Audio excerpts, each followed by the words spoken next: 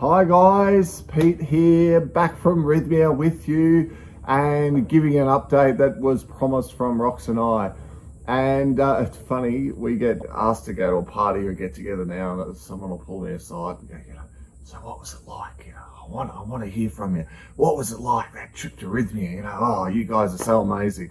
So guys, I'm going to give you the one-on-one version. I'm going to give you the non-group version. No bars held back. It's going to be the full non-edited bang. This is how it goes because, what a trip. Look, day one, we're there and look, primed. We had been plant-based diet. We hadn't been drinking, meditating once or twice a day, going to the gym, running, surfing. Like I was fit, I'd been journaling, I'd been prepping, and I thought, especially with all the prep work that my brother had helped me with in leading up to going on this trip, because for those of you that are watching other videos, you would have seen earlier on how I was like, well, I don't know about this thing, I think it's a bit crazy going off and drinking juice, rolling on the ground in the jungle, which is not what happened. But you don't know what it's going to be like. You're drinking plant medicine, you think, gosh, are you going to the hippie side of the world, and how does this relate to normal people? We line up like night one and you don't really know anyone. We're sort of standing there, you got to dress all in white, so we've got our white kit on. I'd hit Kmart, I had the white V-necks going and the pants and the outfits, and away we go, and everyone's sort of apprehensive. I was silently, a lot of people were shitting themselves. I wasn't really that way, but I certainly had this feeling of something powerful's going to happen here. I'm ready for it, bring it on. And you go into this beautiful large room, the Maluka, and in there's beds lined up. Every single bed is the same, clean, neat, blanket folded, your little pillow, you've got your bucket, you've got some paper there, and they're all lined up in rows, and the room's set beautifully. There's a bit of a localized band and the shaman area up the front, and everyone goes in and they're getting prepared for and talked through exactly what's going to happen. And everyone you sit on the ground and you do a little bit of a debrief, send you back to go into position and sort of get ready, and they wait to call you. And while they're waiting to call you, the shaman and the helpers sort of get up and they do a bit of a blessing, and some music gets played, and they fluff a bit of smoke around the room and get the whole thing ready. And you're lying there and you're like, righto, okay, we're serving the first cup, they say. So everyone's up. Look, there was about 60 of us. We were there on Thanksgiving weekend. So it wasn't as busy as usual, but 60 people was a reasonable crowd. So I'm standing in the crowd and everyone's lined up, and you go down in two lines, and at the end of the line is the shaman and the assistant, and they're there and they're doing a blessing and giving each person the plant medicine, the Ayahuasca. They tell me that it tastes disgusting and terrible, so I was prepared for that. It wasn't that bad. For those of you that have had Chinese herbs before, have you ever gone along to your herbalist and they give you ground up roots and a bit of dirt and whatever, and you stir it up in the water and drink it? That's what it was like, maybe with a slight fermented taste to it, but it was by no means the most disgusting thing I've ever tasted. And I found it not too hard to get it down. But before I drank the first glass, actually, I was sitting there and I was thinking, I'm a fair way back in this line. It's probably going to take me 10 or 15 minutes to get to the front. And they've prepared us that day for what's going to happen. You might purge by crying, or by vomiting, or by sweating, or breathing, or some people have nervous energy coming off them, and other people moan and sigh and all sorts of different things. And they told you how this energy and this release that you're going to get is going to affect you. So I was sitting there in the line and I'm thinking to myself, so I'm probably 15 minutes from the front. So by the time I've drank my drink, as soon as I start hearing the first person wig out and flip and lose it, I know I've got 15 minutes for it to kick in. Righto, I'm prepared. So I get my drink of juice and I put it down, and it was down it goes. It's a bit bigger than a shot. Like imagine if you've ever had a shot of tequila or something before, probably maybe two or three of those in one. So you can kind of two good gulps to get it down. Back I go to the bed, prop up my head with the pillow and the blanket and lie down. The music starts playing in the background as the last people are still getting their drink. And I'm lying there and I'm doing my meditation practice, and I'm going down through my colors and I'm going into my peaceful scene, and I'm getting nice and relaxed and just waiting for it to have an effect, because I knew it would take time. So I kind of just lay there and waited and waited and waited, and nothing's happening. And I'm like, far out, what's going on here? And then I remembered they said, oh, go to the pain. So I thought, all right, well, I've got to go there to work on the things that I'm here to work on, because you get to thinking, what are some of the things that have come up? For those of you that have watched the earlier video, you would have seen that story where I talked about my childhood. But just briefly, if you're like me and you jump from video to video, when I was about 5, I took my little sister, who was around 2 years of age, down to the creek or the stream, and she fell in the creek and she drowned. So I thought that, this experience was going to be helping me with that major event that had happened to me so early in my life and shaped who I was over all these years. Because through personal development and self-discovery, I realized I had all these emotions of pleasing my father, of pleasing my parents, of sort of at emotional level making something up to them for the pain that they'd gone through, the loss that they had, because at a deeper level, I felt responsible. I shouldn't have taken her down the creek. I shouldn't have, gone down to the bridge. I knew it was dangerous, but it had been in flood and she fell, she drowned. And for all those years, I never liked looking in photo albums. I hated people talking about it. I had all this stuff, right, to work on. And I thought I'd worked on it pretty well. And I'd shared with people over the years, and I got to the point where I could talk about it. But I knew that was in there. So I started thinking about that event and how it affected me, and hoping that would, help the plant medicine to give me this healing that didn't come. And after 45 minutes to an hour, I was sitting there thinking, this isn't having an effect on me.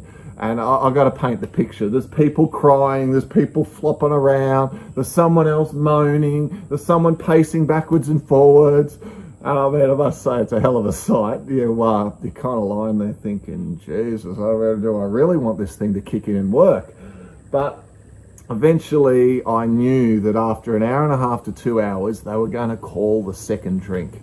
So by the time that call came, and I'm checking my watch, second drink, I'm up, I'm over and I'm into the line. So I go to find Roxanne, because I want to see how she's going. Because as couples, you're not allowed to take a mattress next to each other. You've got to separate.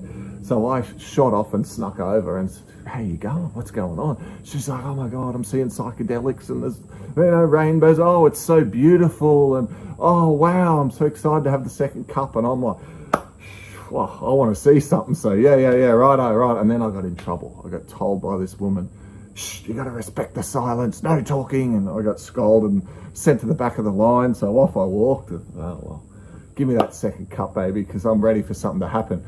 So I sat through the line again and drank the second cup and scurried off back to my mattress and lay there and boom, down through my colours, into my peaceful scene, swimming in the ocean, really relaxing, meditative, like just releasing and letting go, doing my mindfulness stuff. Nothing's happening. I'm thinking about all the, the regrets and the things I haven't done right in the past. It's like I'm trying to trigger myself. And I'm thinking, shit, man, nothing's happening here. And probably after an hour or more of having that second cup, and it's getting late, right? You haven't eaten since 2 o'clock in the afternoon. They file you in at, I think 6 or 7. And you have that first cup at about 7:30. And it's getting to like 10:30. Nothing's happened. Like, I'm not going to talk it up. I didn't see a thing. And I'm like, God, far out. So I call the helper over, because you've got helpers in your area. And she comes over and I said, listen, I've had 2 cups. I'm meditating and getting relaxed. I'm thinking about all the things that have caused me grief in my life and all the people I got issues with and all of that stuff. And I said, it's not working. She's like, well, do you think you want to have a 3rd cup? And I was like, a 3rd cup? I'm like, that thing is like, it's sitting here. If you've ever, I don't know, had too many drinks or eaten something that doesn't agree with you, and it's sitting one burp away from coming up or staying down. And I was thinking to myself, if I have a 3rd, I'm probably going to spew. And I get the feeling it's not going to be a spiritually enlightened spew. It's just going to be vomiting for the sake of it. And I said to her, look, I don't know what I'm going to do. If I'm going to have it, I'll let you know and I'll go have another one. She's like, okay. So she disappears and I lie there and I think to myself, what am I going to do here? I don't know. And then I just ask myself another time, what am I going to do? And I swear it's like this Dr. Deepak Chopra's head pops up on the left side and says to me, well, what would love do? In his little accent. What would love do? And I'm like, oh shit, Deepak, you're here. Whoa, okay. What would love do? I'm like, God, okay, what would love do? And then I realized, well, what love would do is just give yourself a break. And it said, Pete, you're chasing it, you're trying too hard. You need to just give yourself a break. You've had 2 cups, roll over, go to bed, realize the medicine's in you and it's having an effect and it's healing you. You've given it a great go tonight. And I was like, fuck, righto.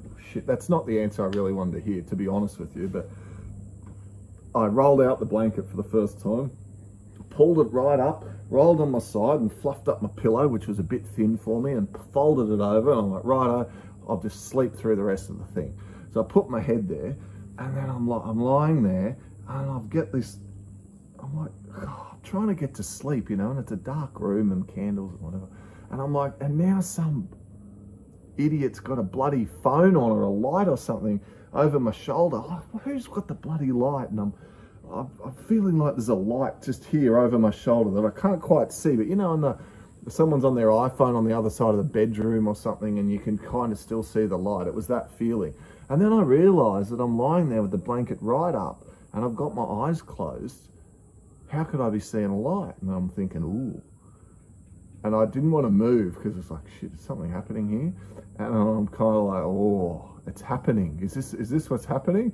And I messed with it for a bit, like kind of not moving much, but trying to check. There's definitely something there. It was like this backlit thing on the edge of my peripheral vision.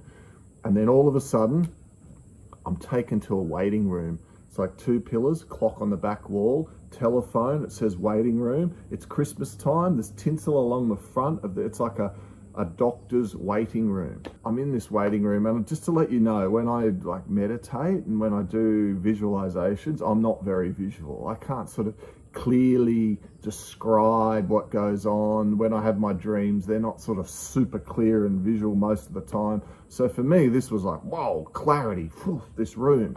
And then I'm like, so what's all this about? And it just said to me in my head, it's like internal dialogue, you've got to wait. I'm like, okay, got to wait for the medicine to take effect. I'm like, okay. But I said, but don't worry, you won't be bored while you're waiting, because, and just to the left, there was this little gaming room with a poker machine and like purple pattern on the back wall and 4 orange lights along the top of the poker machine. And I was to sit there, and there was like a vibe and music, and the thing was making the poker machine noises, and I'm supposed to wait there and be entertained while I wait for it to have an effect. And I'm like, oh, okay. Must think I like playing poker machines. And then I look at this bloody poker machine, and it's got like broken up parts of a stripper on the reel. So in other words, a face and hair, like the boobs and the torso, and then the legs and the high heels, and schooner glasses, like big glasses of beer, like a pint in amongst it, and the bar word and bells. And I'll hit the button and they'd spin around, and you'd kind of get a leg and a head and a schooner glass and a bell or whatever it is. And I'm like, this is just trippy. What do you think I like, strippers and beer glasses? And it says, well, don't you? I'm like, oh, well, it'll do. I'm not going to mess with this. There was colours and there was noises, and I'm like, I'm not going to get upset by it. I'll just go with it, which is a little key about the whole week. But you just go with it. So I just went with it, and I'm playing this thing, and once or twice I got, 3 glasses in a row, and confetti would pop, and there'd be colour, and I was entertained with this thing for a while. I think just sort of taking in the colour and the swirls and the slight psychedelic experience that some people say they had all night long. I probably had maybe, it seemed like a minute or 2 maximum. Then, boom, the lights go out. It's like black. Everything's gone. And I'm like lying there, I'm like, what happened? And I get these velvet green curtains And you know when you used to go to the cinema, and when the main show started, they used to open the curtains, and it was like, this is the real thing. That's what it was like. And it was like silence and these curtains parting in my mind and my awareness. And I'm like, oh shit, here we go.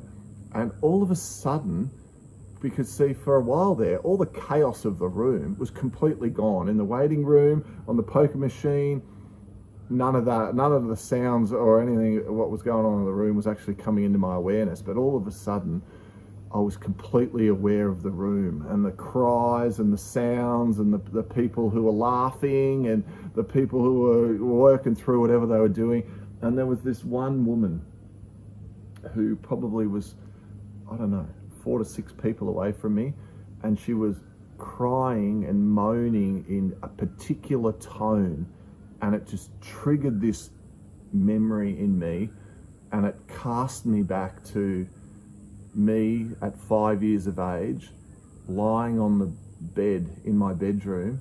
Now, Dad had gone to work, and the sound and the moaning and the crying was my mother in the bathroom crying and mourning over the drowning of my sister.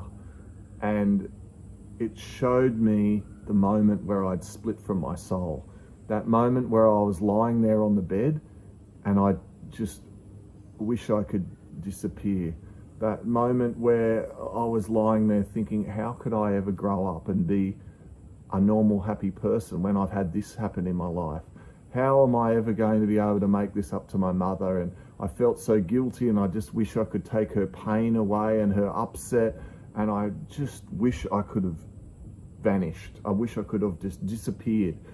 And it showed me that often Mum would cry for days and days when she was, left alone, and she would think we were in our room or playing, but I'd lie there at this one time on the bed hearing the whole thing, and it'd go on for hours. And the Ayahuasca showed me that was actually the moment where I split from my soul, and I started to build the facade to protect little Pete, to protect that little 5-year-old me that had gone through all that trauma.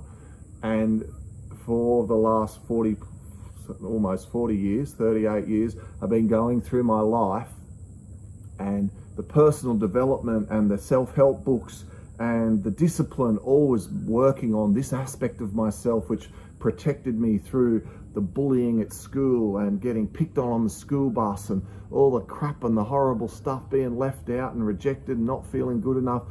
This aspect of myself that I'd worked on to become a successful business owner, to become a conference speaker, to be a confident person on the outside, still hadn't really connected back with that little 5-year-old me that had split way back when that horrible traumatic experience had happened. And that's what the medicine was showing me. And then from that realization, from then on through the night, the medicine started giving me these amazing insights into other relationships in my life. Not only my relationship with my mother, but then the relationship with my eldest daughter. My girlfriend at the time and I were on again, off again. It was kind of not the ideal relationship, but it was on and off and on and off. And then she got pregnant, and that wound up in my first marriage of, being together for say 9 years, 3 daughters. And the medicine showed me that my first daughter knew that the only reason that we were together is because she came along. And so in her, she had feelings of unworthiness and wondering whether she was really wanted and loved. And it showed me that I needed to work on, address that and address the relationship with my mother. And it showed me a relationship with my 3 brothers and my father. And I kept going, and what about my relationship with Roxy and the boys and my daughter Indiana? And it was giving me nothing. And I kept asking. I didn't realize that it was giving me nothing on night 1, but it was to come later in the experience. But for night 1, it said, no, they're around you. They pick up on your energy and your strength. But this strength and this caring, and it showed me like you're the rock for them. But it showed me that I need to be the rock for myself and to look after myself. And so for the rest of that night, it showed me insights and understandings on a lot of the key people in my life and the relationships and interactions with them. and how that had helped me get to the person who I was now, and how I could begin to work and repairing myself. And the first intention when you're at Rythmia is to show me what I've become, to try and find out where you split from your soul. And I felt like I'd done that at that moment. And I said, so does that mean now I'm ready to like heal my heart and merge back together? And it went like that. It went, no, you're doing really good, but not yet. And I went, oh, okay. So at the end of night one, I kind of then started to get into the music and see some of the beauty and the intricacies of people who had come into my life, and people I'd attracted into my life and helped, and people who had helped me along the way to help me to become the person who I'd become and who I'd healed. And by the end of the night, I was feeling like I was kind of blown away with insight. They say that when you take the plant medicine, it changes the way your brain works, and there's an increased amount of activity in the brain from the emotional rear center of the brain, amygdala, through to the frontal cortex. So you have this amazing insight, the ability to be able to understand emotionally significant events that's stored in the back of the brain with a lot of emotional intensity, and then bring that forward to the frontal cortex so you can understand it, get perspective, insight, and that's where the healing happens, where you get that insight, and then for a lot of people, the release. So on that first night, I didn't vomit. I did shed quite a few tears, but I didn't get the shakes or, you know, anything kind of too strange. Some people even had to run to the toilet because they had cleared out emotions in such intensity, and it could trigger them to go to the bathroom. I didn't really have any of that. I just sort of left that first night, as it was drawing to an end, going, holy heck, man, that was deep. And you know, I've got to realize how much love I've got to give to my mum and my daughters, and etc. And I ran over to Roxanne, and I saw her sitting there at a distance, and she was still kind of semi in the fetal position, rolled up, and the lights were coming on, and people were up and talking and moving around. And I went, babe, how are you going? How are you going? And she just looked at me, and she was like broken and in tears, and she goes, oh my God, oh my God. And she gave me the biggest hug, and we're going to get to her story. She's going to share with you what happened to her, because remember the last time I saw her, we had just had one cup each and she was loving it. Well, she had that second cup, and wow, you should hear how she goes. We're going to check back in with you. Look for the video for Roxanne. Bye, guys.